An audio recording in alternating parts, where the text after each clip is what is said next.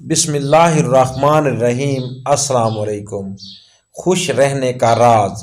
Research के मुताबिक आजकल ज़हनी दबाव की एक बड़ी वजह अपने इर्द गिर्द के कम अक्लों से निमटना है।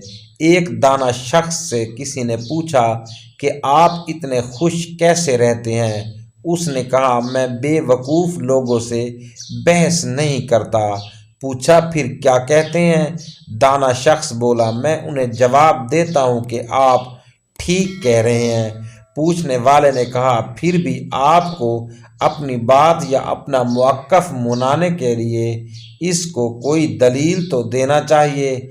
इस पर उस दाना शख्स ने तारीखी जवाब दिया, आप ठीक कह रहे हैं।